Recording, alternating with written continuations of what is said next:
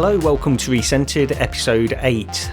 We've got quite a big show for you this week. There's a lot to get through. It's been a couple of weeks since we did our last VR news episode. So, in fact, it's been over 2 weeks because we're recording this one a little bit later on in the week. So there's a lot to get into that we haven't covered before, but we'll get into all of that today. My name is Gary from the YouTube channel Immersed Robot, and joining me, as always, is Rog, also known as Flute Rogie. How are you, mate? What have you been up to? I'm fine, thanks very much. Yeah, no, well, playing the odd thing here and there, getting confused, watching Pimax's stream, but I'm sure we'll get into that later. We will. But yeah, I suppose one of the biggest things since we actually last did a full normal episode anyway is Among Us. I picked that up and dropped into that, and I wasn't expecting to like it, in all honesty. And it's one of the funniest things I've ever played. It's got performance problems, and nobody's mentioning it or talking about it. But bizarrely, the performance problems that are there should really stop me from liking this game. In fact, I should be hating it purely because of that. But for some reason, I can ignore them, and they're worse than something else that we'll probably end up talking about later on, which I actually ended up refunding. Yep. But yeah, Among Us, absolute hilarity. My reputation as an honest person has been totally stabbed in the back by Sean, who saw me killing off a fellow player and then proceeded to run down the corridor screaming, "It's Fluke! It's Fluke! He did it! He did it!" You know, sort of forgetting that once you've killed somebody, when you're the saboteur, there's a 45-second cooldown, so I couldn't have killed him anyway. Oh, right. Well, sounds like he's snitching on you, really. Absolutely. Didn't do me any favours that he went and got the clip and then posted it on the Oculus subreddit as well. Which, cheers, man. You know, but I did accidentally get my own back a couple of days later when playing another game, and I'd managed to kill off one of the other crew members, and then found Sean. I was wandering about with him and sort of like, pretending, I don't know who it is, all that sort of thing. And we wandered back into the room where I'd killed off this other guy. And there was another player stood there over the body, and he's saying, "I can't report the murder. I can't report it. It's not working." So Sean goes up and goes, "Oh, no, that's not working either." So I thought, "Oh, well, I'll report it, and that'll help my alibi." Went up to the body, and I don't know what happened, but instead of actually reporting the body, I accidentally stabbed Sean in the back and killed him in front of a witness. So I don't know if it was accident or sort of mentally, sort of subconsciously getting my own back. So because of that cooldown as well, you can't kill the next person who witnessed it. No, right. That's it. You've got to be careful about what you do. So yeah, a lot of fun. Too many kids. Yeah, I was considering picking it up based on just what you guys were saying about it, but yeah, I've still not picked it up because, like you, I just didn't expect it to be my kind of thing. But the more I hear about it, I do think maybe I'll jump in sometime because it's not even that expensive, is it? No, I think it's like £8. Yeah, something like that. It's too cheap that there's no referral codes for it. So I just. Like you, I just wasn't expecting it. I was expecting to think, no, this really isn't my thing. But getting with a group of people off one of the Discords, and it's a right laugh. But there's too many kids playing it on the random. If you go into a random game, way too many, and it's just really annoying. Yeah. But get a good group of people together, and it's hilarious. Yeah. Yeah. So because you've tried Echo Wars, haven't you, as well? Yeah. Which I tried. I'll let you talk about it because when I tried it several times. I just couldn't get it to work properly in my headset, and I don't know why. It was a really weird problem where it was like distorted. Not distorted, but it was like almost like flat. Still stereoscopic in some ways, but flat, and then distorting as I turned my head. It was like the compositor. I was going to ask you actually. I forgot to before we went into this, but were you using Open Composite or? No.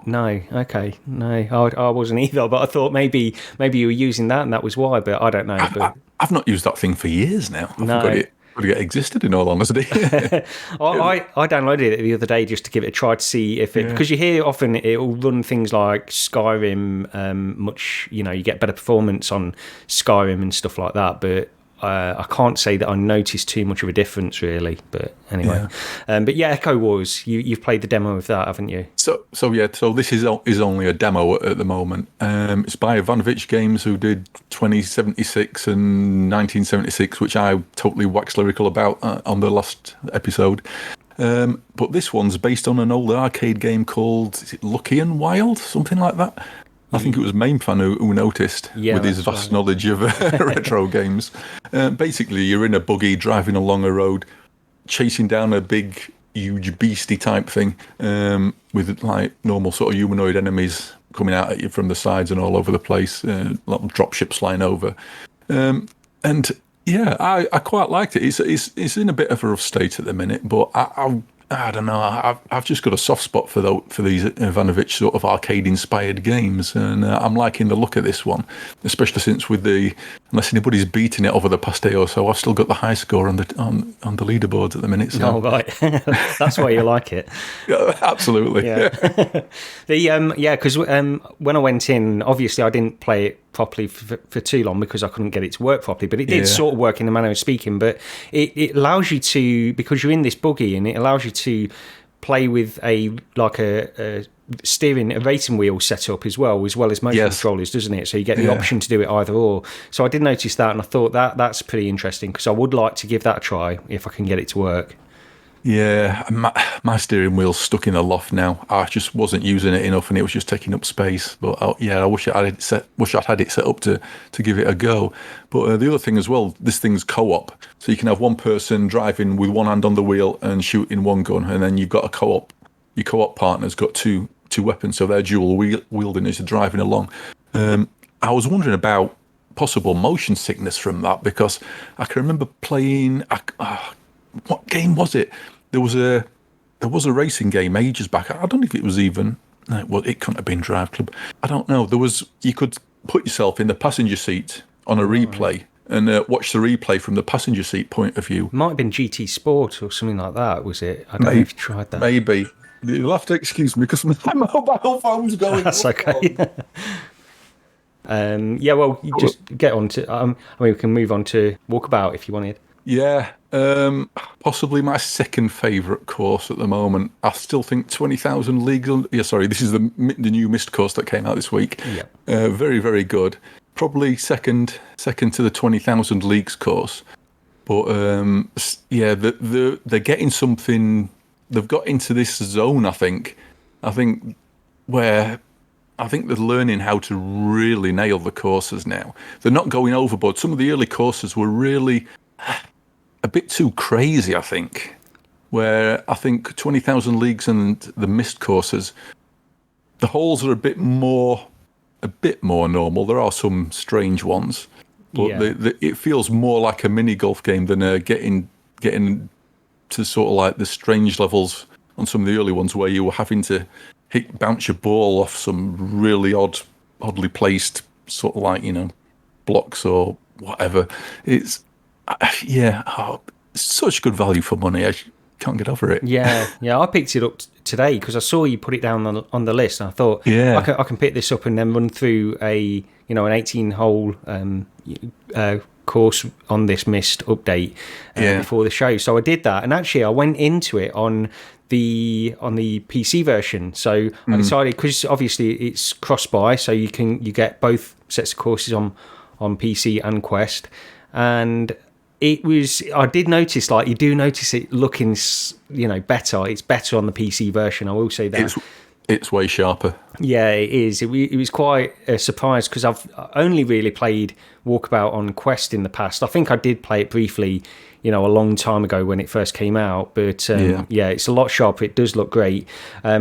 Although, it doesn't change the game a great deal. But it's nice to have that slightly sharper clarity in the headset. But yeah, this Myst course is pretty good. The thing is, I just ran through it quickly about a couple of hours before we started recording this, and you can sense that when you're going around, there's going to be a lot of stuff that I missed. There's a lot of little puzzly little elements that you can sort of mess around with in there, and I don't know exactly what they all do. If they do anything at all, I'm not sure, but I do think there's going to be a few secrets that come out of this as well, perhaps.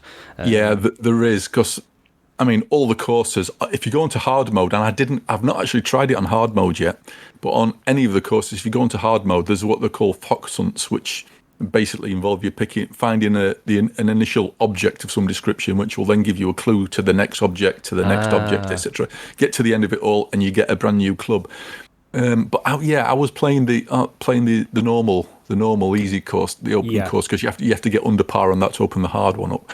And I'd forgotten that the fox hunts were only on the hard courses, and obviously there's these switches all over the island. Yes, on Myst and things, and I went round afterwards just flipping the switches, trying to find out what am I missing, and then it was only later I thought, hang on a minute, no, fox hunts, that's going to be for the hard courses, and I had a quick look, and yes, it's for the okay. Although apparently there's 3 new clubs to collect on it.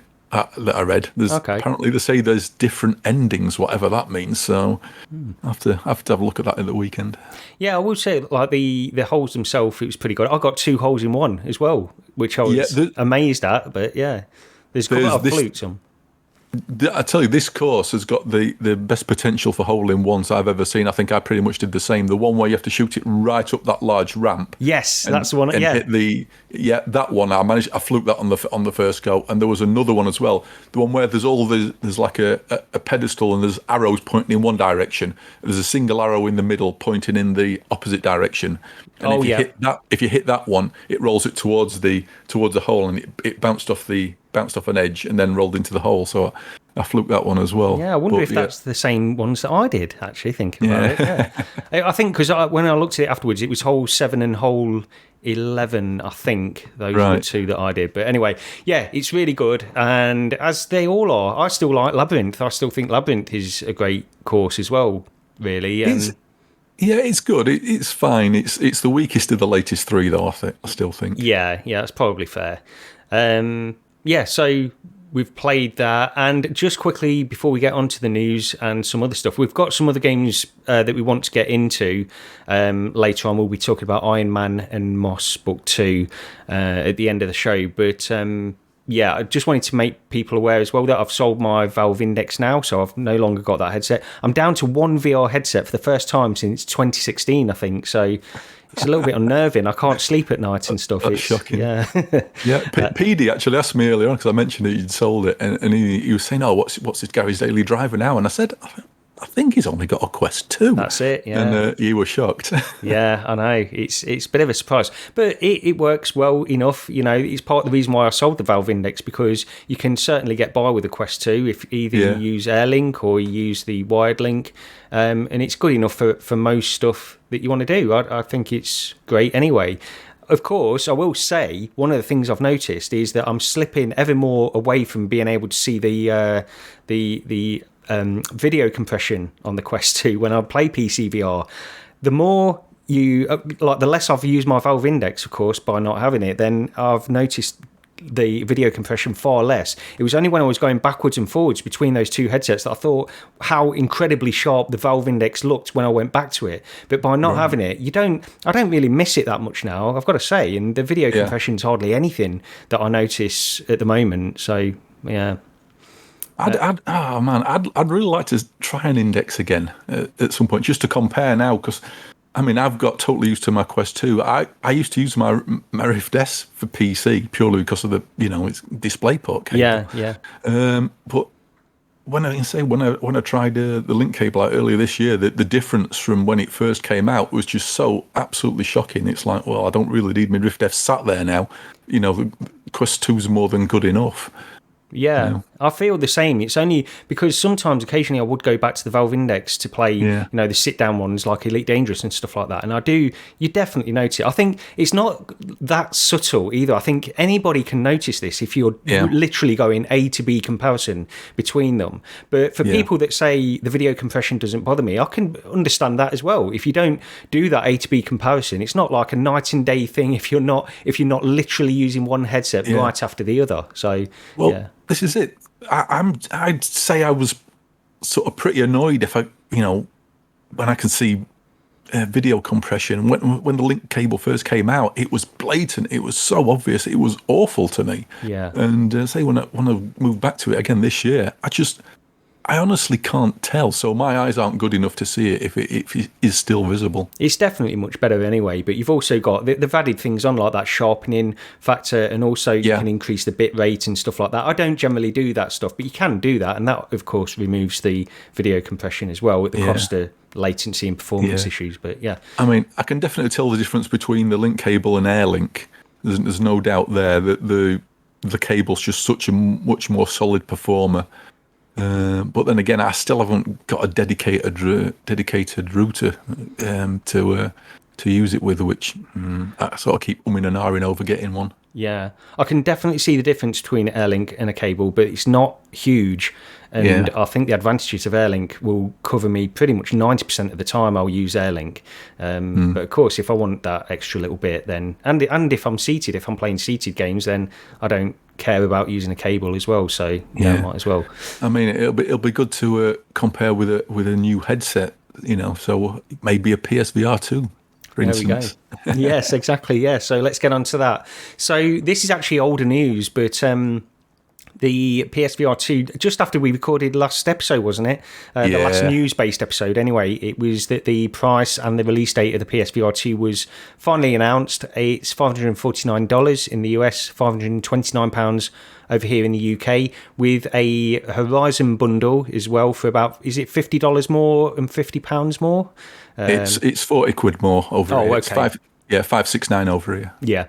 The pre-orders went up on November the 15th, and the release date for the PSVR2 will be on the 22nd of February 2023. And I think it's the headsets will be going out launch week, won't they? They said that you might not get it on that day, but they'll be going out in stages over that week of release. So before we get into your pre-order, let's just talk quickly about the price, because we didn't touch on that last time. What do you think of the price? I'm not shocked. I was sort of kind of a bit disappointed. I think with, like a lot of people, before the PS5 went up in price, I was one of those who was saying there's no way they can release this at more than the console. That just seems crazy. Yeah. In console land, it's like, when does that happen? When do you have a peripheral that costs more than the actual console?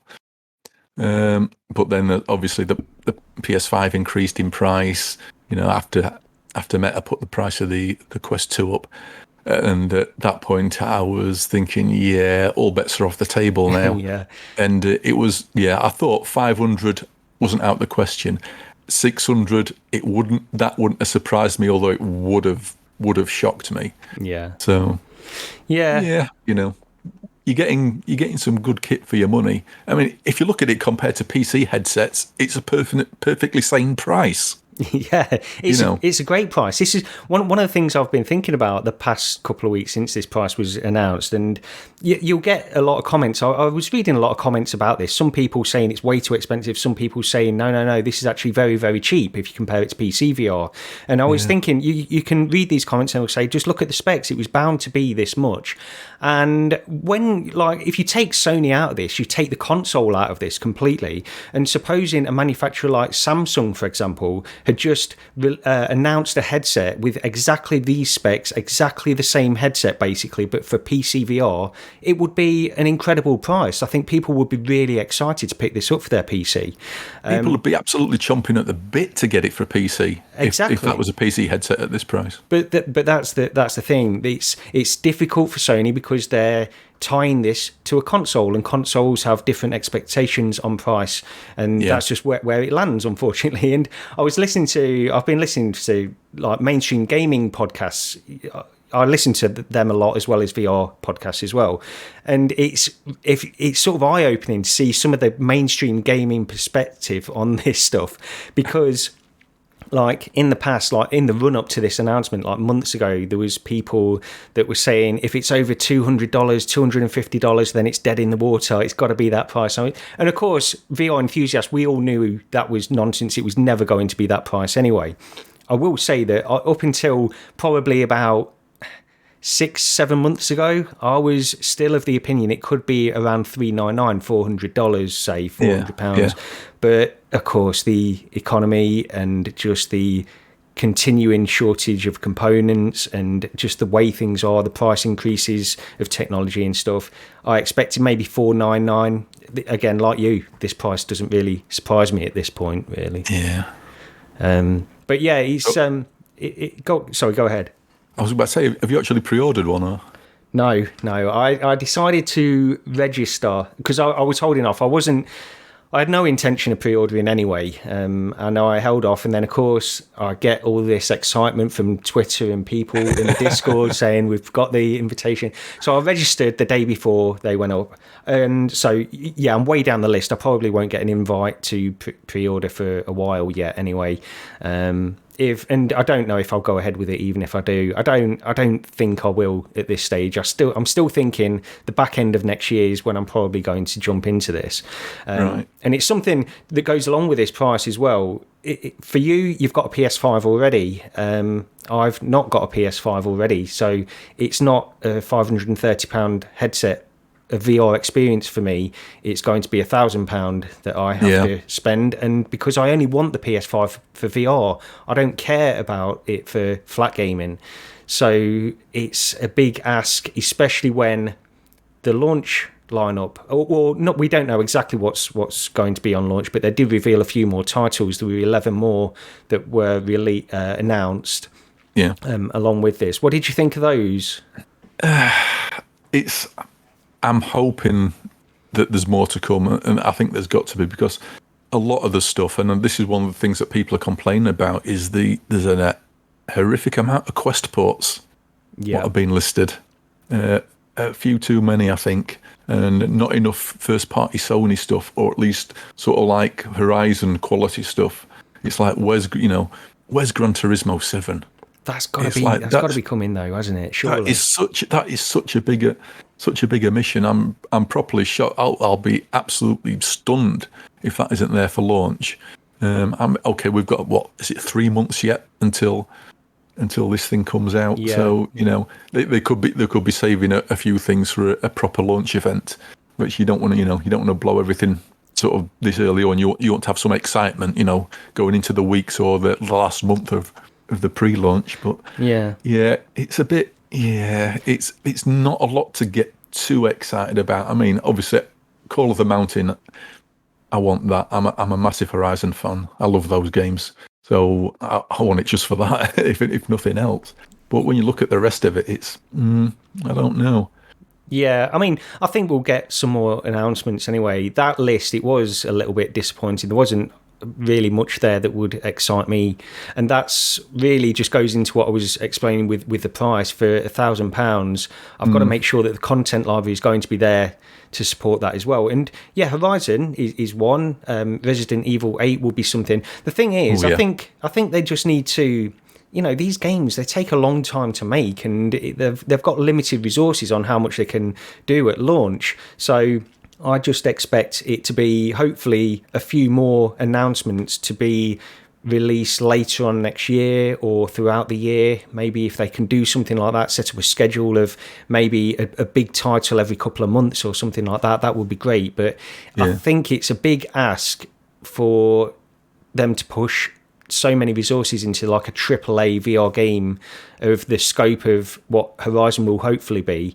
One of the things though, we've still not heard about Half-Life Alyx. I'd still love for that to be announced on it. I don't know if that's going to happen or not. I'm in two minds about it. Some days I think there's no reason for Valve not to. The general chat seems to be that it definitely won't be there as a launch title at the very least. It's if it's on its way, it's going to be well after. Yeah.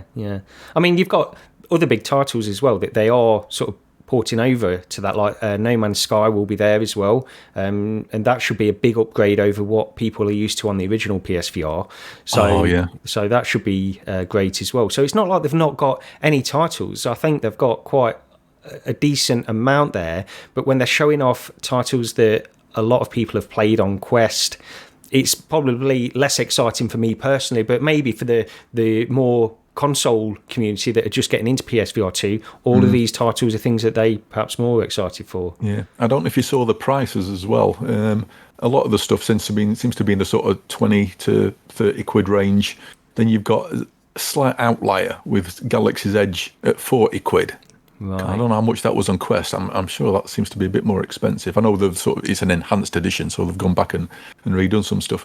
But that Call of the Mountain is 60 quid. Yes. So it's like, welcome to the start of full price VR games, maybe. Yeah, that's the other thing, isn't it?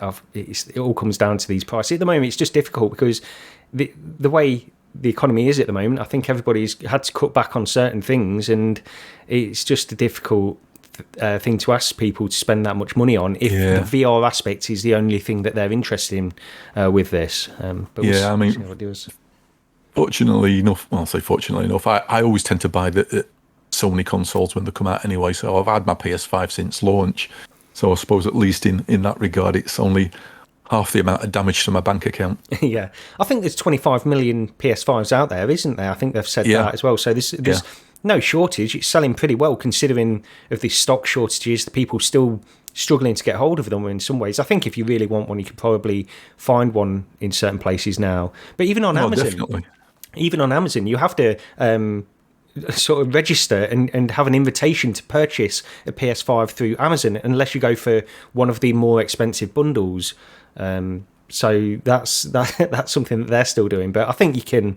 there are ways to get a PS5 now, of course. Oh, definitely. I keep getting emails from Shop2, if you've ever used them before. They used to be ever really into sort of PC and console games, but they sell all sorts nowadays. But they've constantly got PS5s in from the state of the emails I keep getting from them anyway. Yeah, so for me, you've pre-ordered one. So How did that go then? How did the process go for you? I was expecting it to be a total mess, but it was pretty flawless, really. I didn't realise till earlier on that morning that when you get your email with the link, it's for a specific time. And I only noticed when people were saying, it's going to be at this time or that time or the other time. And I'm thinking, hang on a minute, people are saying different times. So I went and double-checked on mine, and mine said, was it 10 a.m. or 11 a.m.? One of the two, I can't remember now. But I tried clicking the link about 20 minutes beforehand, and it actually worked. If you tried it the previous days, it just went to a dead page. It just gave me an error.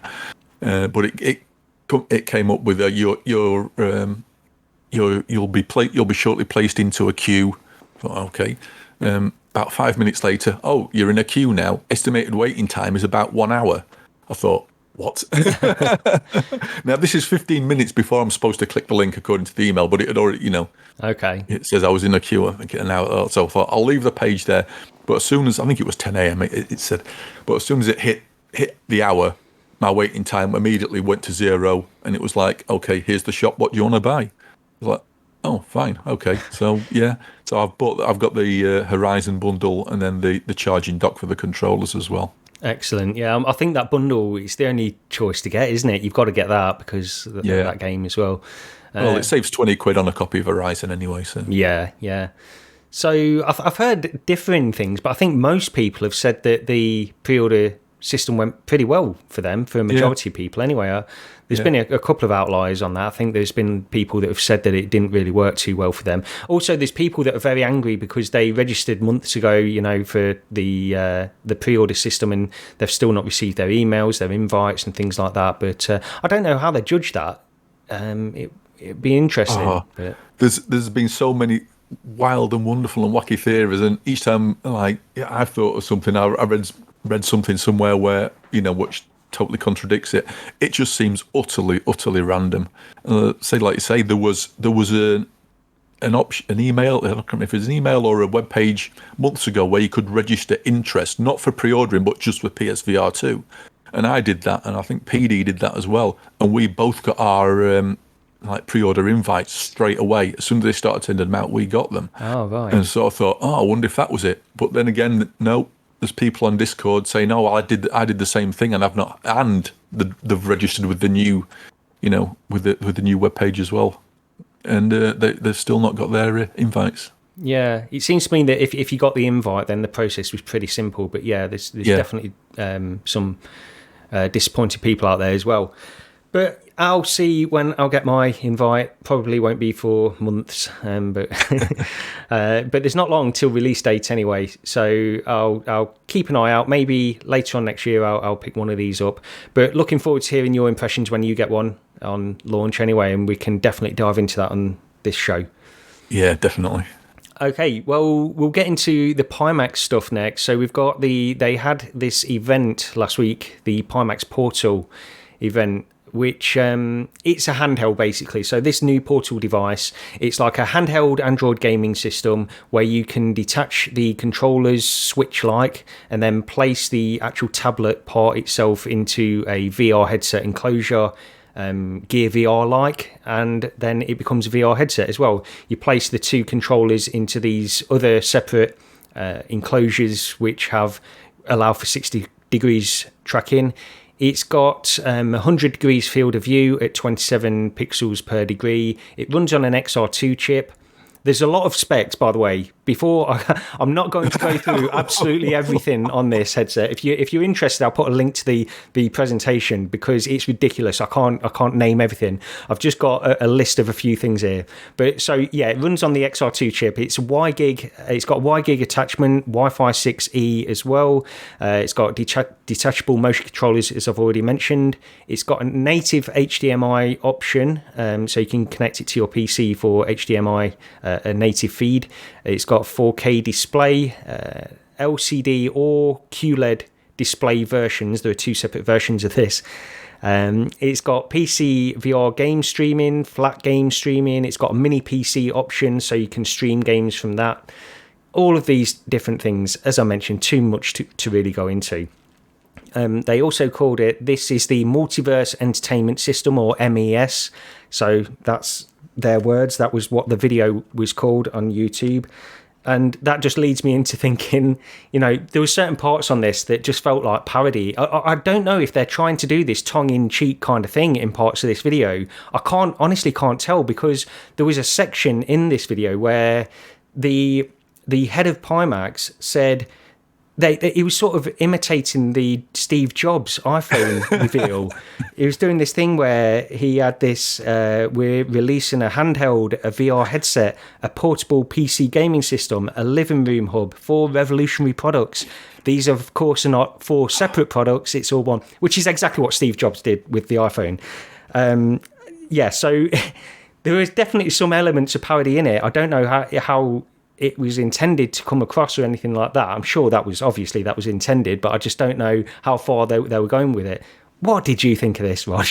I literally had to stop the video and just sit back and think to myself, what am I watching here? And then I went onto Discord, and I was chatting with people on there, and everybody's like, what on earth was this? Yeah, it's like, it was absolutely ludicrous. I mean, you've got to watch it yourself to even believe it. It was buzzword city.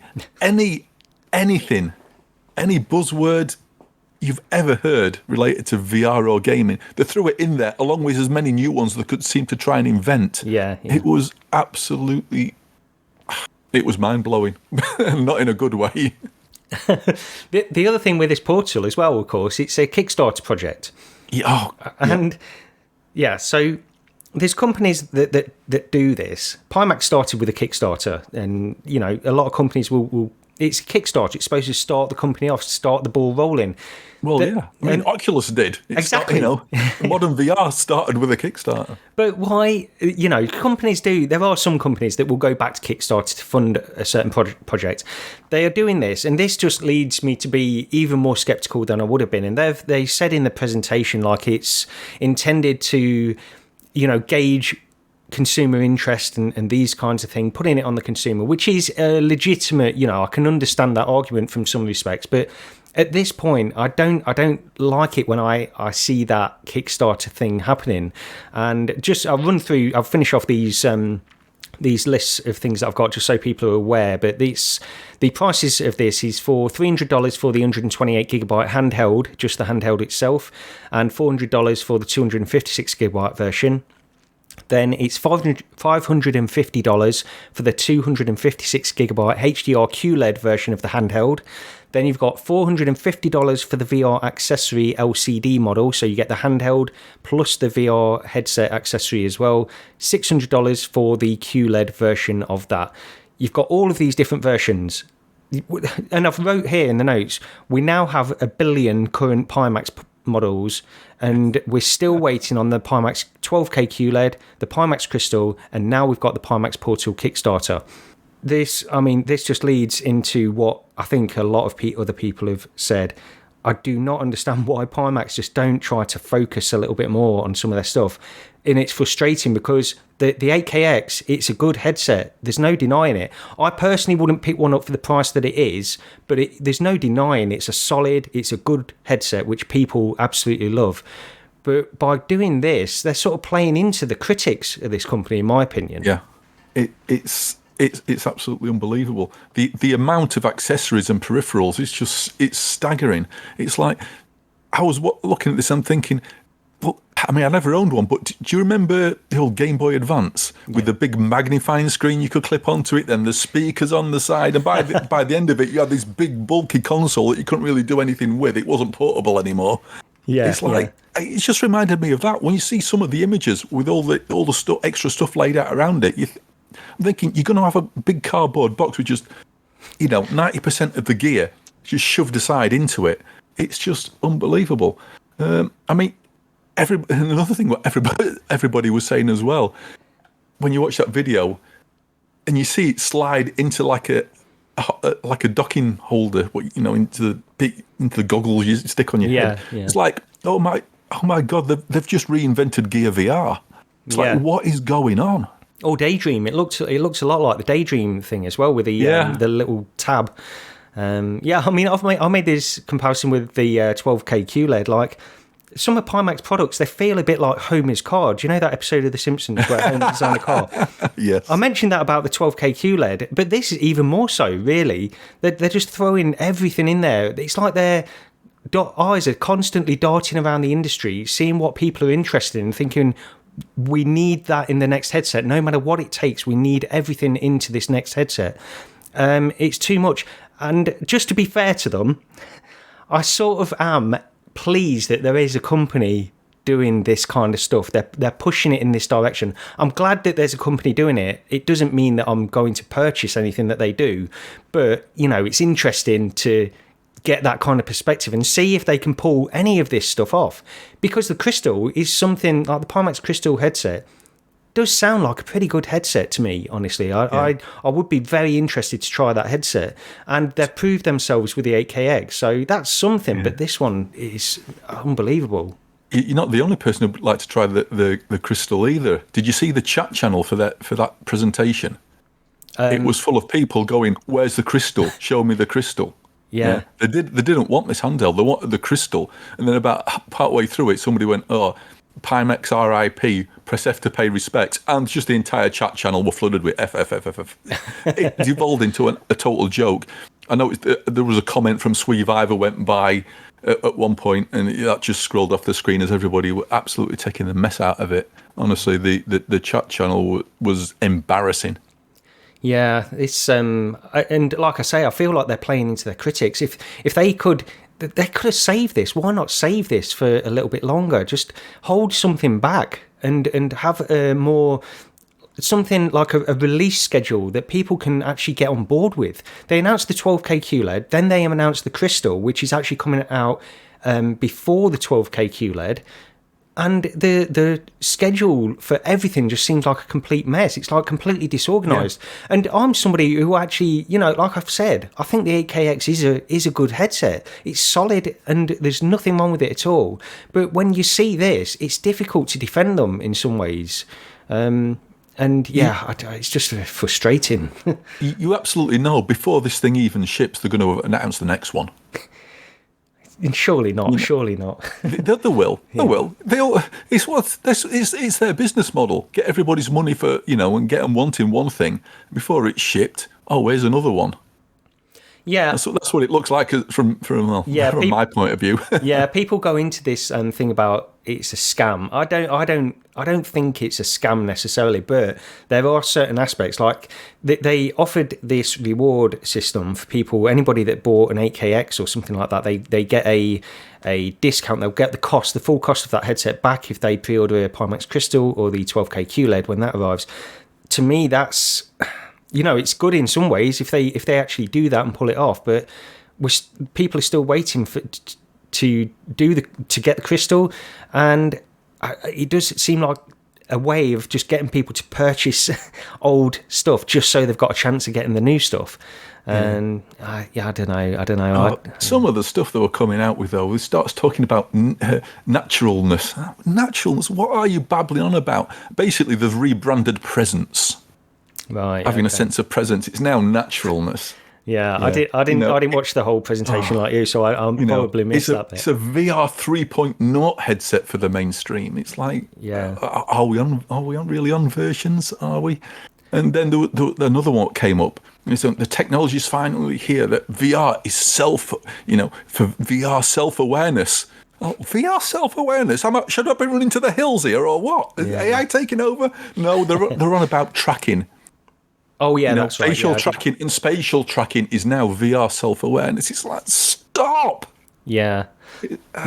Also, what they could have done, because anybody listening to this as well can obviously go and watch the presentation. It's quite a long presentation, quite in depth, and the stuff that we've mentioned here is probably even just more of the more generic VR stuff. But it also converts into this hub system for the living room and becomes like a Kinect kind of system where so you place it in a dock and then the cameras detect you like in the same way that a Kinect was, so you can play all of these Kinect type games if they get any content with that. And I don't know, but yeah, they're trying to sell this as a plus of that you can now exercise without having to wear a headset. I'm thinking, hang on a minute, if you want to get me to exercise, the thing is you need to get me in the headset, so it's distracting everything from me and it's gamifying the exercise.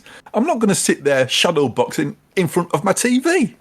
Yeah, it's like, what is going on? Yeah, well, I'm sure that there'll be at least one Pimaxian who is still interested in this in the chat or something. So let us know where we're going wrong with our thoughts on this. But the thing is, it's just I still like certain aspects of what Pimax are doing. I just think they're going about it in the wrong way, and it's their choice. They can do what they want. But to me, it just seems madness what they've got going on here at the moment. But we will see about all of this stuff. And again, when they do, they're doing this roadshow tour, which we didn't even touch on. So they are going over to Sebastian in MRTV in Dortmund in Germany. So they're stopping there. So, but I think you mentioned something as well that was mentioned in the Upload podcast as well, where they were talking about how they won't be sending units out. And I believe they were talking about the Pimax Crystal, the 12K QLED, and perhaps the Portal as well. But they will be doing this roadshow where they'll be sort of setting everything up so it's all set up perfectly for people if they want to try it, which is a different approach and not one that I particularly think is it doesn't speak that highly of it if it requires that level of sort of hands-on from people that have to set it up and stuff. Yeah, it still sounds like it's in a prototype sort of state if they can't send it out to people. Yeah. Okay, well, we can move on. Let us know. Somebody defend Pimax and the Portal and stuff in comments, because it'll be interesting to see that. But anyway, we can move on to the next story, which is another leak. Guess where it came from? Have a guess.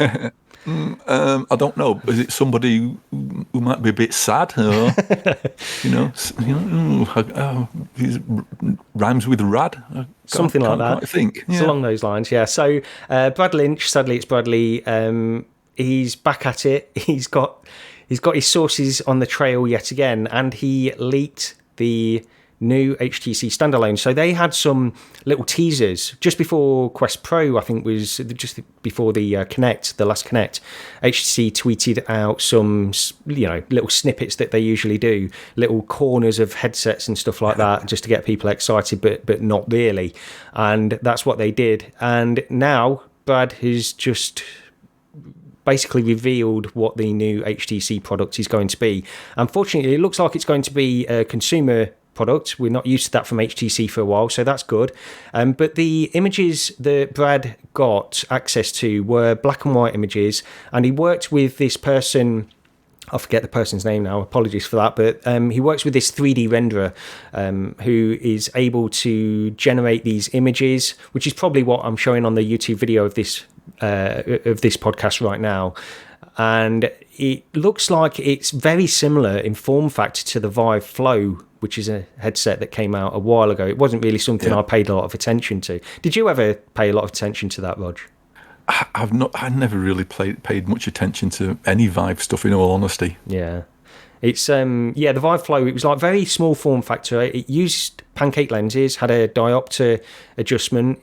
Form factor looked great. It was just quite low powered. It used I think it used the original XR1 chip. It might have not even been that, I'm not sure. But it wasn't designed for like VR use in general. It was designed really for like a meditation tool, maybe some media viewing and that kind of stuff. It was a very good form factor, but not for general VR applications really. But this looks very similar to that, but it's got like a full strap rather than the almost glasses kind of version that the Vive Flow had, and it's got a battery on the back as well. And it uses the motion controllers from the Vive Focus, which is a standalone VR headset. Looked very good, but it was an enterprise-focused headset. And this is why Brad is calling this the Vive Flocus. Yeah. So based on that fact, but yeah, 1920 by 1920 per eye, 120 hertz, pancake lenses with diopter adjustment. This is all what he's leaked, all the rumours that are out there at the moment. Yeah. Rear padding with battery and a chip much more powerful than XR2 Gen 1. And there was speculation it could perhaps be the Gen 2 version of that. 4 tracking cameras, 1 colour pass-through, and priced possibly around $1,000 plus. But we don't know. So, did you watch Brad's video on this, Rog? I've not seen much about it at all. In all honesty, I've seen the images. Yeah. I can't remember it. I don't know if that was on Upload or Road to VR or somewhere. The one thing that does get me with this, and I think you just said that on the previous headset as well, diopter adjustment. Why haven't we got this? Why is this not a standard thing in VR headsets at this point in time? Because I can't stand wearing glasses in a headset. So any headset I've ever had, I've had lens inserts. I've had prescription lens inserts just to make everything more comfortable. The only headset I've really been genuinely comfortable with wearing my glasses in was the original PSVR, because there was so much room, because that rubber gasket was so thin, there was so much space, so much width, that wearing glasses wasn't a problem. But even then, I got lens inserts. So I'm just shocked at this point in time that diopter adjustment, given the amount of people that wear glasses, isn't a common thing. Yeah, so the diopter adjustment, I don't know a great deal about this, but does it just correct nearsightedness? Is that what? Because it's one specific thing it will correct. It won't correct everything. Yeah, farsightedness. As far as I'm aware, it's short-sightedness that it corrects, and possibly to only within a certain amount. There was. I wonder if it was the Focus, the previous one you said. I can't remember. They had. Well, the Vive Flow had the diopter adjustment, but the Focus, I'm not sure about that one. That was the standalone one that they released. Right. So the Flow, then it might have been the specs for that. I remember seeing the diopter adjustment chart on something, so it might have been the Flow. Yes, then. yeah. And it went from like 0 to maybe I think minus 4.5. And I think one of my eyes is like minus 3.5, the other was minus 4. So if you go much beyond that into really sort of severe, territory, then it might not work for everybody. But as a common general thing, it's like, why haven't we got this? Yeah, yeah, it would make sense. And I don't wear glasses, but I'm not like I've not got perfect vision or anything. But when I've been to the opticians, they've said you can get some glasses if you want, but you don't really need them. So I've not bothered. But I think if I've got the option to fine tune it and get a slightly clearer image, then that's always going to be a bonus. So yeah, I'd like to try that. I am actually quite interested in this headset, to be honest, from what we've seen so far. HTC, I loved my original Vive, but since then, I've not really paid a lot of attention to what they've released because I didn't really like a lot of the stuff they released, and also some of it really wasn't for me anyway. It was more sort of enterprise business focused. So this, if it is a consumer headset, I'm all for getting something which is a better form factor like this, because it does look like it's got a nice light form factor. Yeah. And it also has the option where you can, like this modular design Brad was saying, where you can remove the rear battery, use it in glasses mode, connect it to a PC. And we don't know, it's got like a USB-C connection, and there is some speculation that it could have DisplayPort over USB-C or something like that. I don't know. We'll have to wait on that, but that would be a pretty good feature to have on this headset as well. Yeah, I mean, it is sort of quite intriguing, and again, that the diopter thing. I know I keep mentioning it, but it's a big deal. If you wear glasses, it is a big deal. But it's, like I say, the price that could be the killer. Yeah, I think originally, I don't know if Brad mentioned this on his stream, but I think initially, either on Twitter or on that video, he said there was some rumours that it would be around $600. Yeah. Then he corrected it based on some new information. I'm guessing that it was probably going to be 1,000 or 1,000 plus. Yeah. Which that wouldn't surprise me with what they're showing here. And also with the announcement of the Quest Pro, wouldn't surprise me that HTC would feel like they could go for something like that.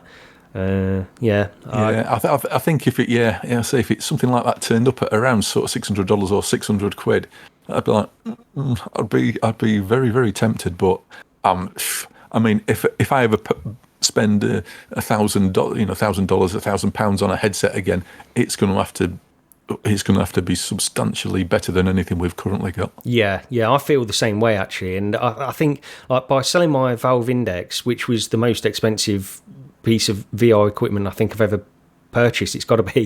That was pretty much on the limit of how far I'd ever go with a VR headset. I don't think I'd ever go beyond 1,000, and with this money that I've got from the Valve Index, which is being set aside to whatever I pick up next VR wise, part of the reason why I'm sort of hesitant on the PS VR2 thing as well is because I would love a headset that I can connect to my PC and get a better PC gaming experience as well. That's something else on the PS VR2 we didn't mention, but imagine that if it could be connected to a PC, I'd pick that up straight away. There'd be no question. I would definitely get it then.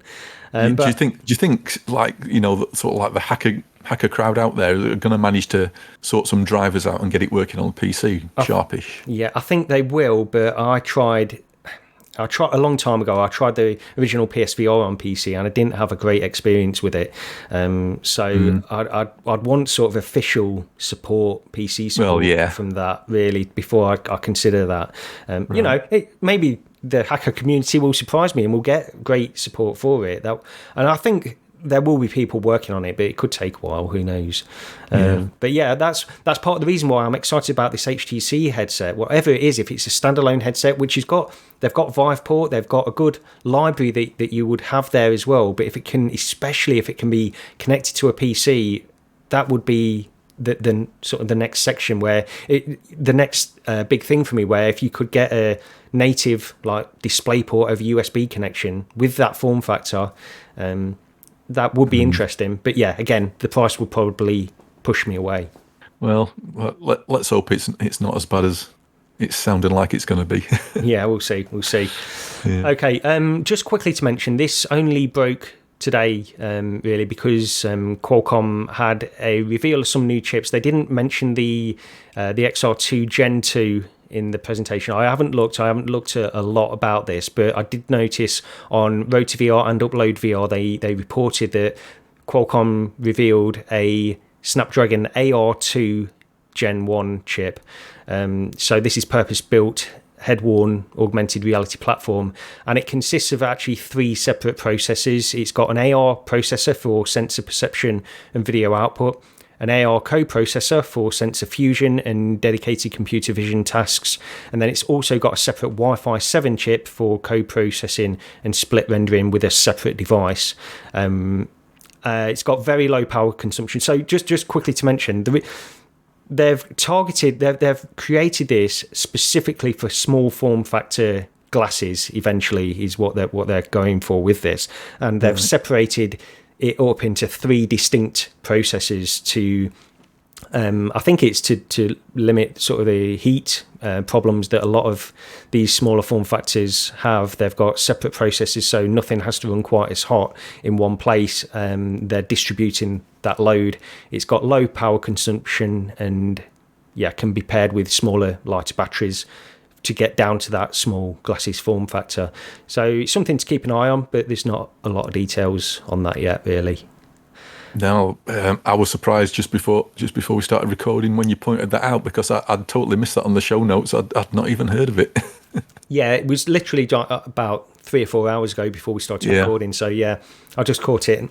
And based on the last episode where we missed the PS VR2 price and stuff by about 12 hours, 24 hours, something like that. Something like that. Very frustrating. So I thought I might as well put that in because it's bang up to date news. Okay, let's get into some games that we've, some of the bigger games that we've been playing over the past couple of weeks. And the first one is, of course, Iron Man on the Quest. Well, just you go ahead, Rog. What do you think? You didn't play this on PSVR originally, did you? So this is the first version. Is that right? I played the demo on PSVR, but I never picked up the full game. Got you, yeah. Same here. That's exactly what I did too. And it was that long back. It was pretty much sort of new to me again.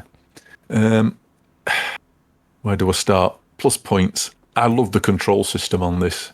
It's absolutely brilliant. It's, for me, it's sort of up there with the sort of like the, remember the first time you ever played Lone Echo when you thought, oh, this feels brilliant. This feels amazing. It feels natural. It doesn't feel like I'm having to learn it. Yeah.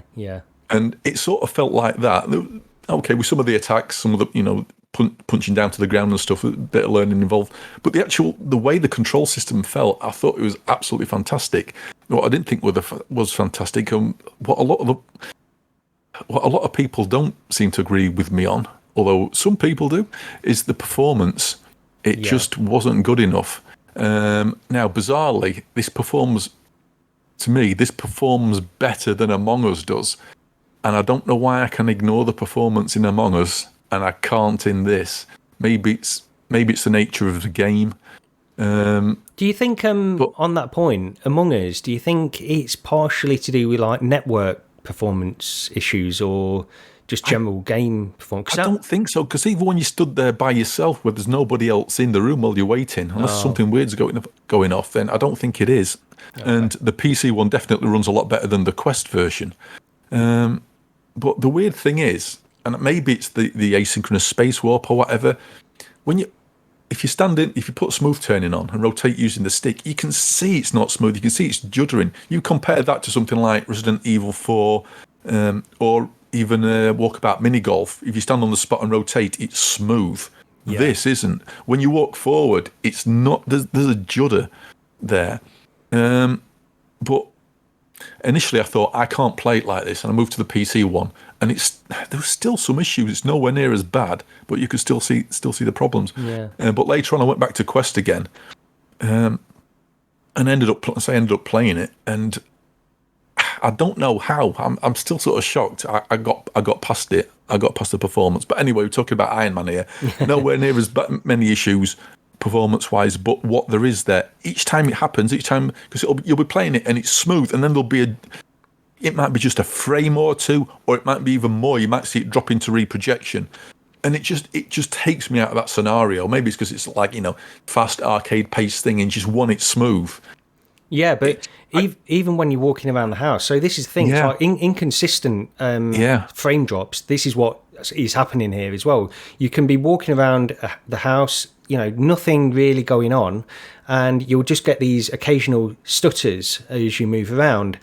And I do think some people are more sensitive to this than others, because other people haven't really mentioned a great deal about the performance issues on this, and I can sort of understand it in some ways, but I can't not see it when I'm walking around the house and you're getting frame drops. Intermittent. It's not like it's regular either. It's like intermittent frame drops that you'll get, and for no reason, it seems. At some points it will be native. You've got native frame rates and it will look and move, be smooth, and nothing changes, and all of a sudden you'll drop a couple of frames here and there, and it gets especially worse. I'm up to chapter 7, and there are sections which really drop frames in some of the more action sections, and if it was, I think people did mention that in some of the reviews, some of the more action-packed sections, you will get some performance issues, but they're few and far between. I disagree with that. I think there's performance issues all the time anyway, in general, just not as bad as they are in certain parts. Yeah, definitely. But I've talked to quite a few people on Discord, and it ranged from, I didn't have any problems at all. Yeah. Although in some cases, people were using Quest Pros. So it's like, is it the same on the Pro? Is it not? I don't know. But then I've talked, other people are saying, oh, yeah, I totally agree. It's just like, it's not good enough. So it's...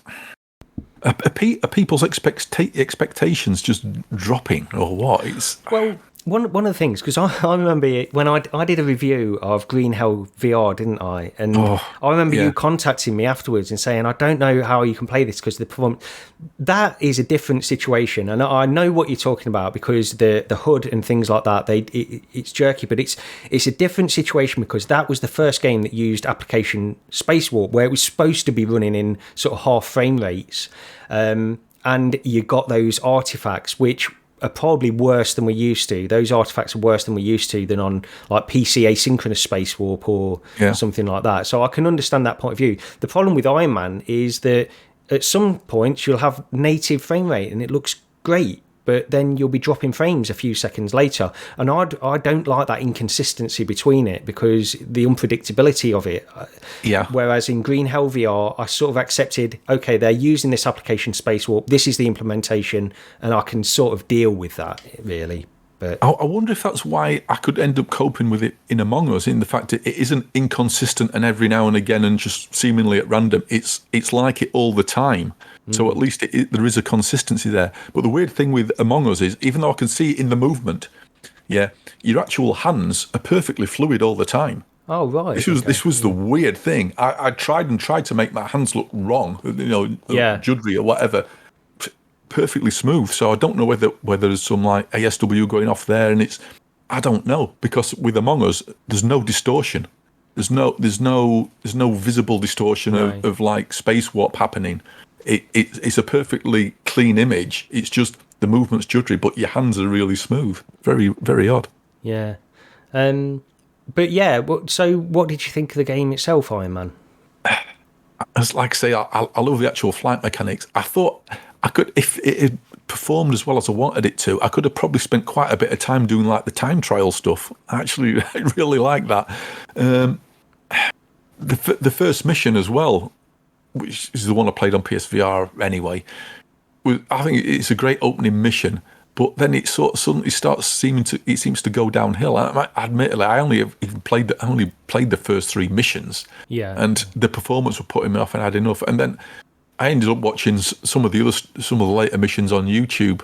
I'm thinking, the first mission's the best one.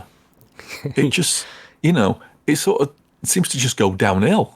Yeah, so like I say, I'm up to chapter 7, and so far, that first mission is the one that stood out to me. I think there's 12 chapters in the game altogether, so I'm about halfway through. But I've requested a refund. I don't know if I'll get it, because I was going to request a refund a lot earlier, honestly, but I sort of decided to keep... I was really trying to push through it. The problem is, I honestly don't think, in my opinion, I don't think it's a very good game anyway, from what I've played. Like, the action sections are boring to me. They're very wave shooter-ish, and it just doesn't do a lot of interesting things within those sections. The sections where it's not action, it's mind-numbing. I can't even, it's like you're literally given a place where you have to walk to. You walk over to this section, this heavily highlighted section. It will fade out, then it will fade in again. Yeah. And then you're facing an NPC that will talk to you for a couple of minutes. Then you have to go over to another highlighted section, fade out, fade in, and another NPC will talk to you. And it's just, it takes all agency out of the player. And I know it's not designed for those parts, but to me, something like Blood and Truth did that kind of stuff much better, in my opinion. And the overall impression of this game, all I can say is I found it boring, and I know some people really like it, but I really don't. I don't think it's a good game, and I've tried to push through it, but I'm not playing anymore. I'm done with it now. I'm done. Yeah, I don't blame you.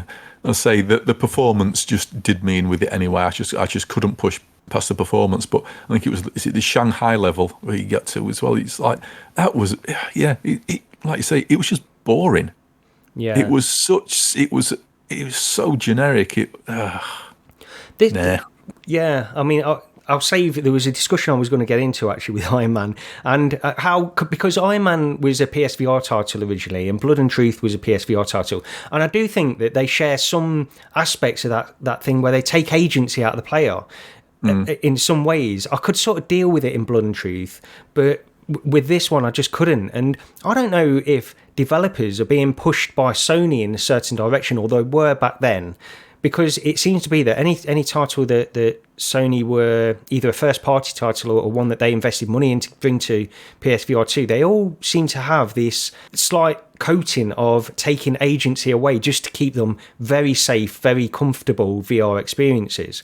Yeah. And I don't know if that's how, whether developers were guided by Sony to do that or not. I'm not too sure, but that's just how it felt. And this feels like that to the point of just being something that I just don't want to play. That's what it comes down to. And look, of course, the action sections, you do have a lot of agency in there, and for people that like that kind of gameplay, I think you can get. Also, I will say quickly, just to highlight why I particularly don't like this, I'm not into Marvel. I don't really have any investment in that IP or Iron Man or anything like that. So maybe that plays a big part into why I just couldn't get into this game as well. Possibly the same here. I mean, I watch all the Marvel movies as they come out, but I can pretty much say I've probably only ever seen most of them once. They're not the sort of thing I go back and rewatch. I like them as much as I like anything else. Yeah. So maybe it's not being in that sort of fan base that's it makes it so it just doesn't really appeal as much as it could. I don't know. Yeah, I think there's got to be, if you do like Iron Man and you're a big fan of it, I can definitely understand just the ability to play as that character in this VR world. It's got that kind of attraction anyway. Yeah, like I say, the control system I thought was amazing. I absolutely love it. I just wish there was a good game to go along with it that ran well. Yeah. Okay, well, we'll get on to Moss Book 2 now. This is one which I really like a lot more. So I finished it earlier on this week. You played through it on Quest originally, on the Quest launch, didn't you, of this game? I did. Not on launch.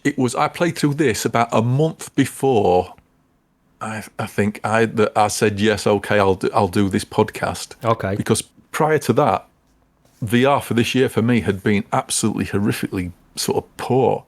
And then I got a key for the Quest version from Virtual Strangers, and I played through the Quest one. And playing through it on Quest is sort of like it made me enthused for VR again, bizarre as it is. And it's sort of one of the things what changed my mind and maybe thought, okay, yeah, I'll do the podcast. Yeah, so we've played it now. I played through it on Steam. I didn't play the Quest version, but we both got sent keys for the Steam version.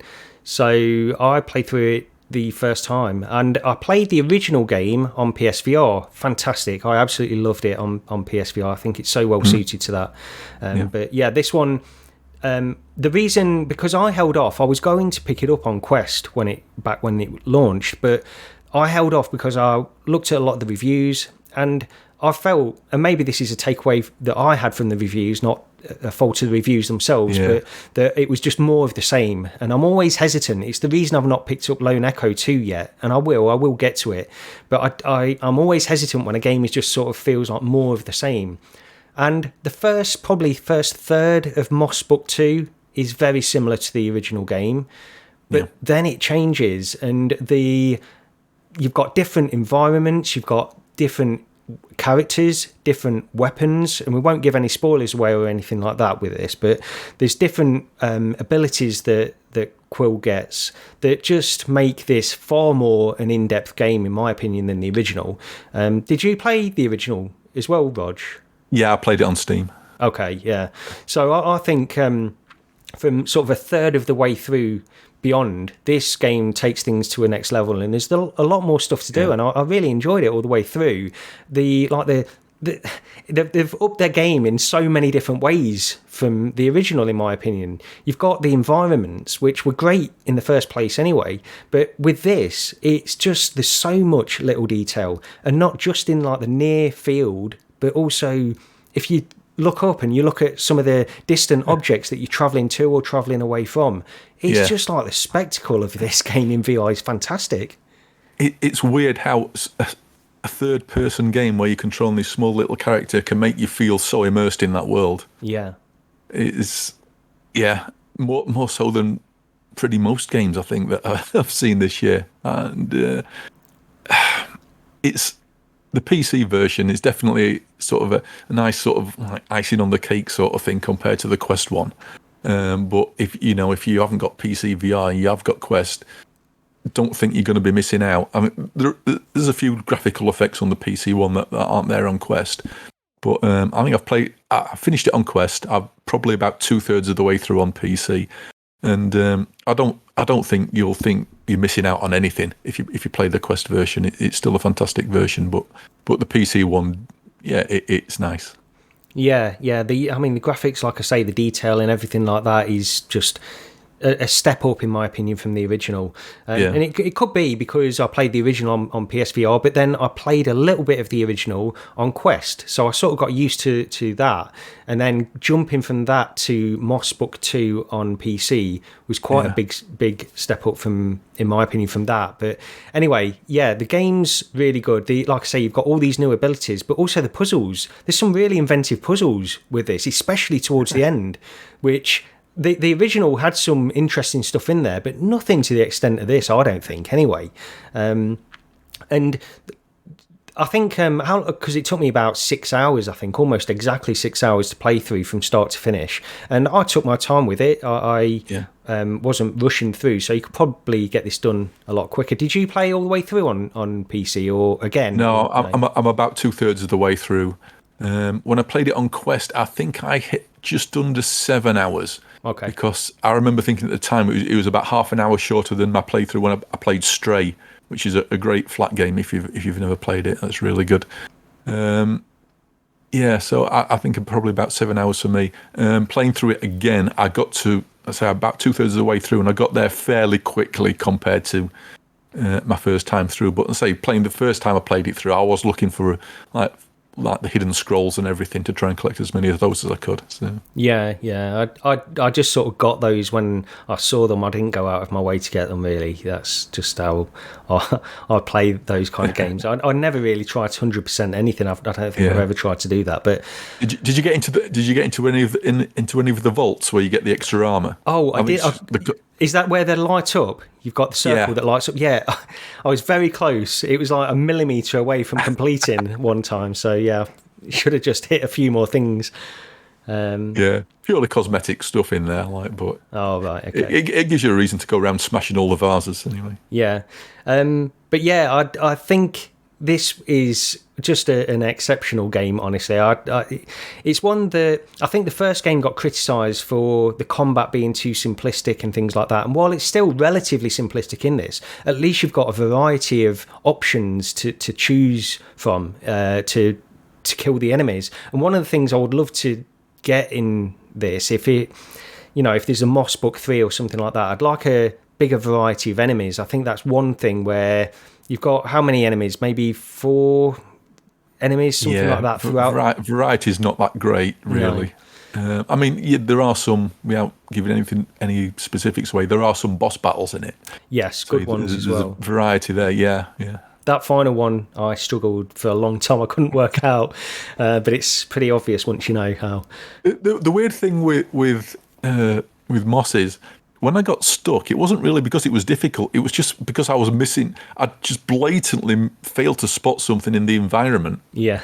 And which is ridiculous. Actually, playing through it the second time as well, I got stuck in a place I'm pretty much sure I didn't get stuck in the first time through. So I'm not quite sure how that happened.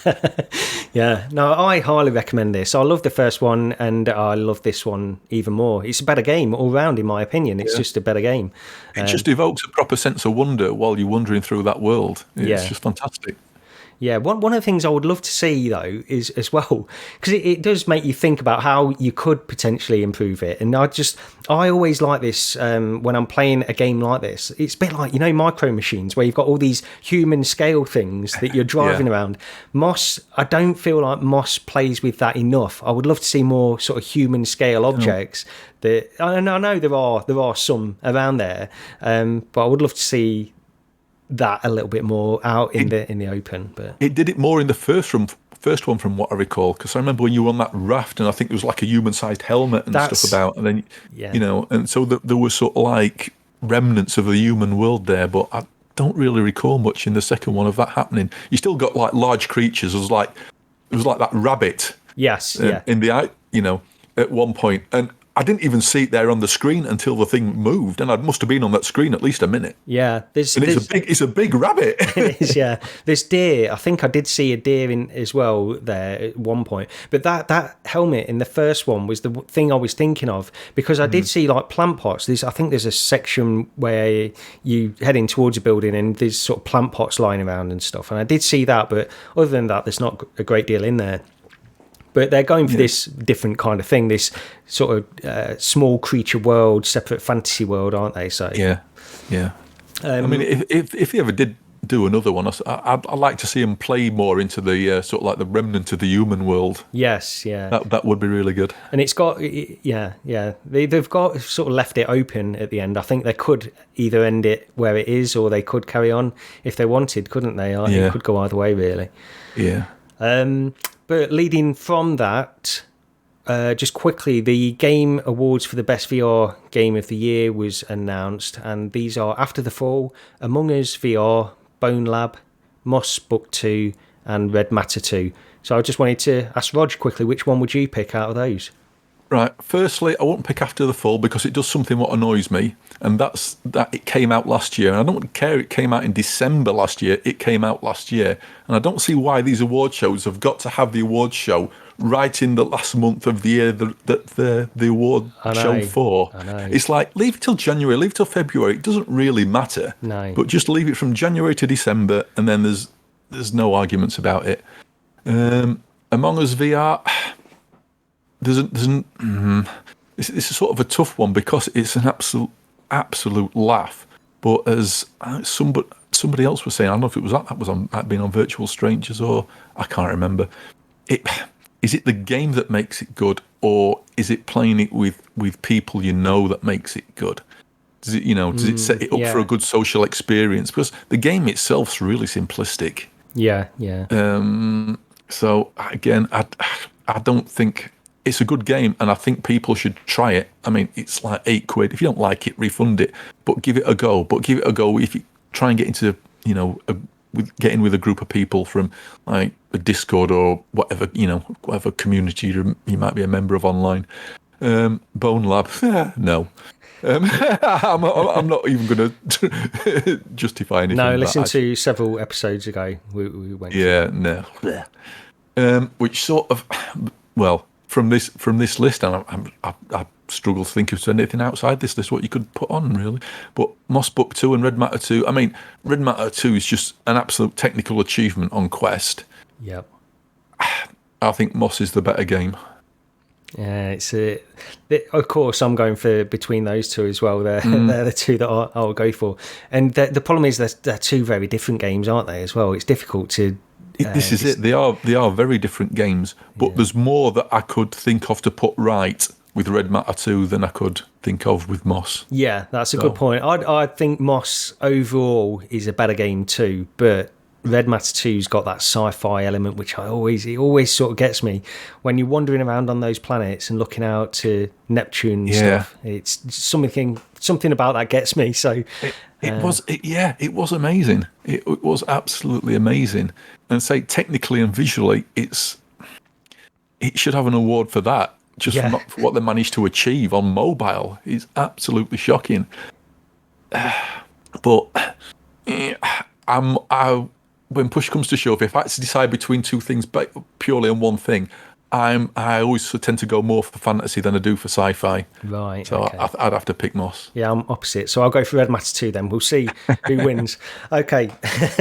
Well, actually, we got through that a little bit quicker than I was expecting. I was expecting this to be one of our longest shows, but when it boils down to it, there's not a lot to say about some of the stuff. The Qualcomm stuff was a little bit early on to really comment on anyway.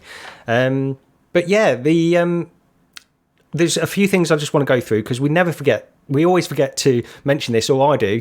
But please subscribe to the channel, like this video if you're watching on YouTube, and if you're an audio listener of this podcast, please leave a review on Apple Podcasts or any of the platforms you get the option to do that. And also send us a question, send us an email, or give feedback or comment in the video as well. Because I think some people will definitely disagree with some of the stuff we've said in this one. I know a lot of people like Iron Man, so I feel free to voice your opinions on that, and also, in a constructive way. Yes, constructive, of course. Yeah, be kind, and also with the reviews on Apple Podcasts and stuff. Only leave a review if you're giving us a 5-star review. By the way, we don't want none of this 2 or 3-star nonsense. We don't need that.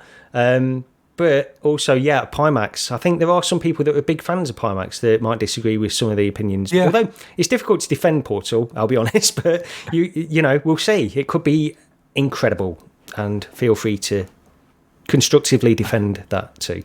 Yeah, but since we have finished a bit earlier, I just want to mention a couple of things that I've been playing in Flatland. I know it's totally off topic, but go ahead. Yeah, good.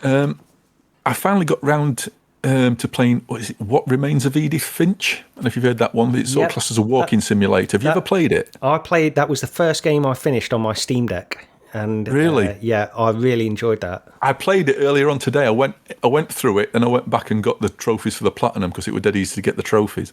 But I played through it this afternoon, maybe 2.5 hours, if that. Yes. I was blown away, absolutely shocked. I knew really nothing about it apart from it was somebody going back to an old house. That's all I knew. I'm not going to mention any of the stuff that happens because it surprised me. It just surprised me with some of the things that you actually play through. And it's my favourite sort of walking sim is probably Everybody's Gone to the Rapture. I love that, but maybe it's I like that too. In like you'll sit in an old village sort of thing. You know, it's probably a bit of a. Yeah, that were good, and again, different to what the title might suggest. So I really enjoyed that. But but that Edith Finch, it's like really enjoyable. Like I say, that was the first one I finished on my Steam Deck when I got that, and I knew exactly the same as you. I knew somebody was going back to the house, and it was a weird house. Yeah. But weird. but with walking simulators, what you need is something to constantly keep changing, mixing things up. And you've got every sort of 10 minutes or so, you've got something that changes and mixes things up and makes it constantly interesting. That I think people have said as well, talking about general mainstream gaming podcasts.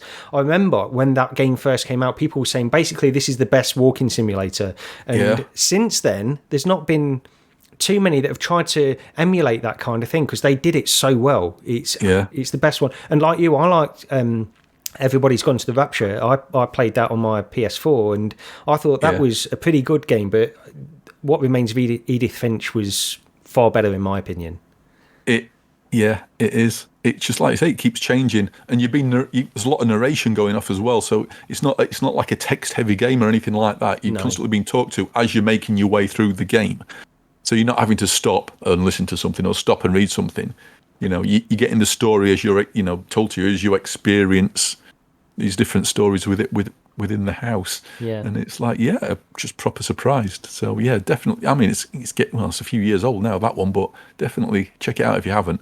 And the other one as well, which is on sale for $5 on the PlayStation Store, is Lost in Random, which is like a Tim Burton-esque style visual action adventure game. If you just look at it briefly, you might sort of think it's like a card collecting trading game, and that might put you off. Don't let it. You do pick up cards and collect cards, but those are your power ups that you use in sort of like the real time section. Okay. But yeah, have a look at that Lost in Random. It's surprising. Yeah, I'm really taken with that. Okay, yeah, that's one. Yeah. I don't think I've heard of that one. It rings a bell, but I don't think I know anything about that one. So, for some reason, I'd put it on my wish list at some point in the past, and then totally forgotten about it. And then I got one of this game's on sale on your wish list type things. Oh, $4.99. Oh, go on, I'll have a look at that. And yeah, I'm about 4 or 5 hours in and really enjoying it. Okay, good stuff. Well, we could probably wrap it up there then. So, thank you very much for listening and watching to this podcast. As I mentioned, please leave a like, leave a review, wherever. Anything you can do like that to help us would be great. But that's pretty much it from us. Thank you once again, and we'll see you in a couple of weeks, I guess. See you later. Cheers, everyone, and drop a comment telling Gary to get a PSVR2.